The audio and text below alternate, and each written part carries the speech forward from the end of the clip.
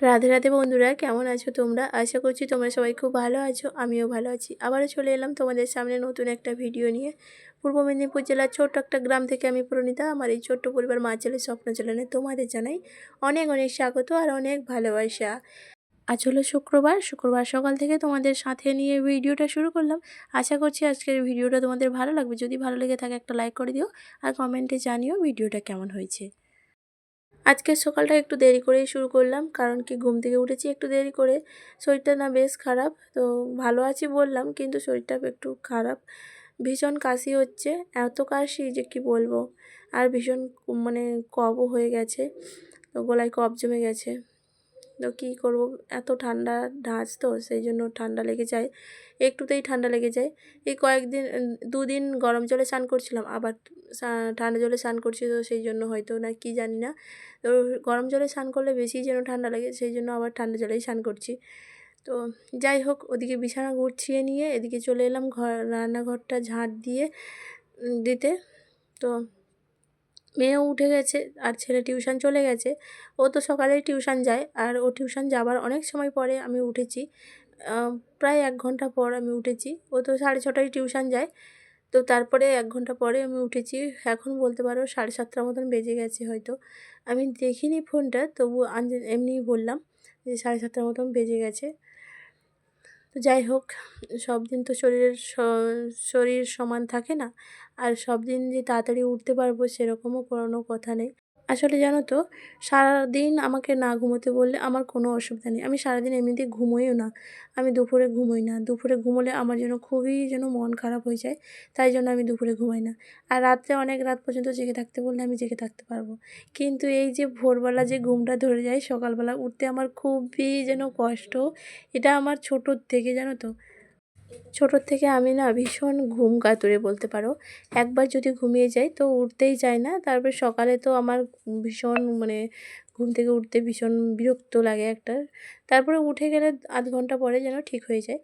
তো যাই হোক, কী আর করবো, বয়স হয়ে গেছে এতটা, তাও জানো তো এখনও সেই ছোট্টবেলার যেন আলসেমিটা এখনও কাটাতে পারিনি। তবে মাঝে মাঝে চেষ্টা করি উঠে যাওয়ার।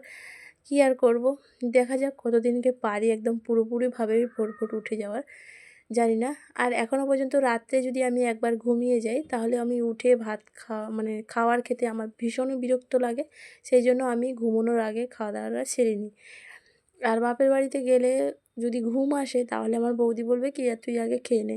কারণ কি, আমি ঘুমিয়ে গেলে যে যতই ডাকুক না কেন আমি একদমই উঠবই না। তো যাই হোক, নিজের সম্বন্ধে অনেক কিছু বলে ফেললাম বন্ধুরা। নিজের সম্বন্ধে কথা বলতে বলতে অনেকটা কাজ এগিয়ে নিয়ে গেছি। ওদিকে ঘর ঝাড় দিয়ে ঘর মুছে নিয়ে এখন স্নান করে এসে পুজোও করা হয়ে গেল। আর এখন পুজোর পরে তো ভাতটাও বসিয়ে দিয়ে এসেছি। ভাতটা বসিয়ে দিয়ে এদিকে ঠাকুর প্রণামটা সেরে নিচ্ছি আবারও। সেরে নিয়ে এখন প্রসাদটা নামিয়ে নিচ্ছি। তো একটু সময় পরেই প্রসাদটা নামাতে হয়। সঙ্গে সঙ্গে কোনো সময় যদি যখন হাতে সময় কম থাকে তখন সঙ্গে সঙ্গে নামিয়ে নিই, নাহলে একটু পরে এসে নামিয়ে নিয়ে যাই। তো সেই জন্য এখন এই যে নামিয়ে নিচ্ছি। আর নামিয়ে নিয়ে ওদিকে এখন ভাতটা রান্না করে ছেলে যাবে স্কুলে, আর মেয়ে যে বেরিয়ে যাচ্ছে ঘর থেকে।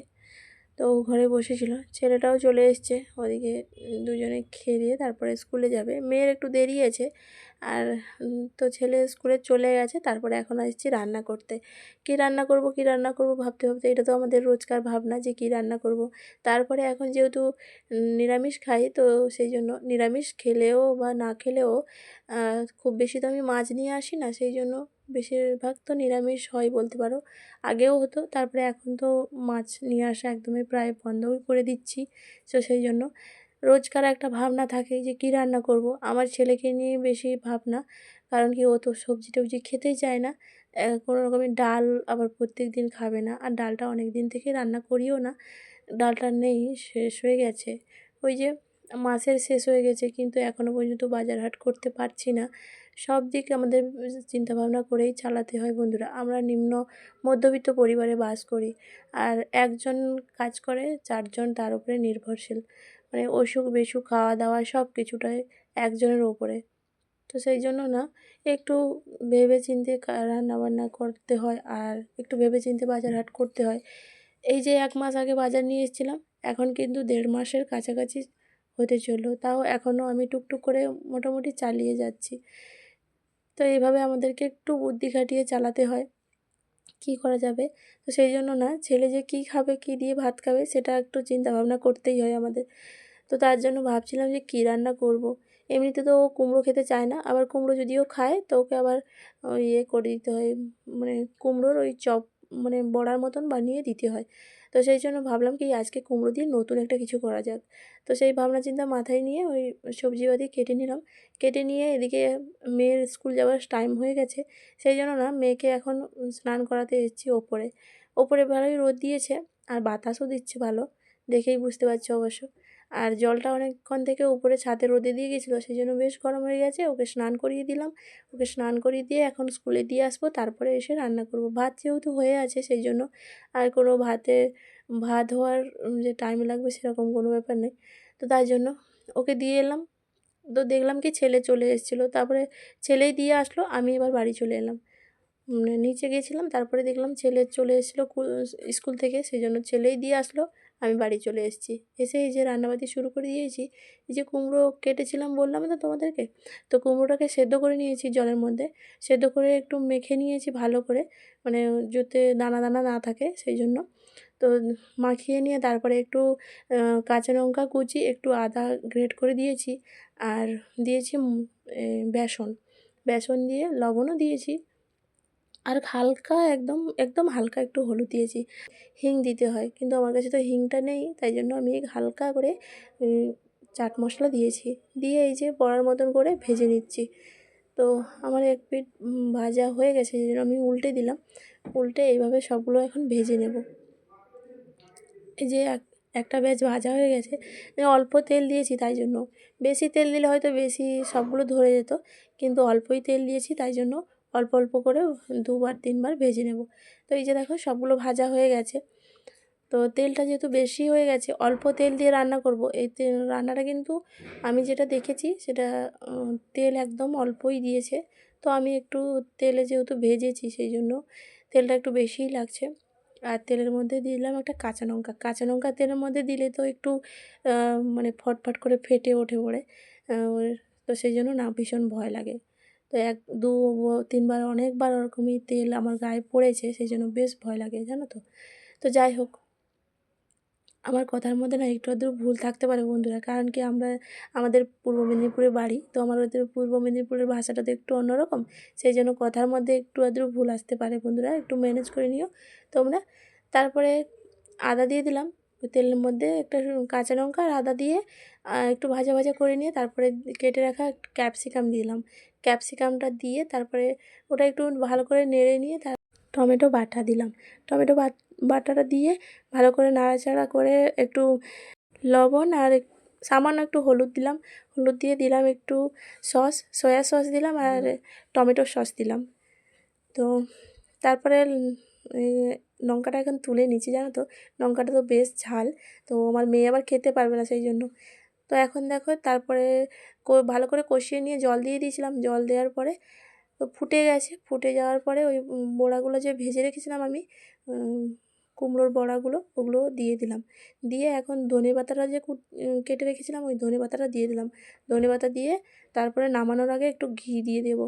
দিয়ে দিলেই হয়ে যাবে আমার নতুন ধরনের একটা রেসিপি। এটা অবশ্য আমি ফোনে দেখেছিলাম, আমার নিজের আইডিয়া দিয়ে আমি করিনি।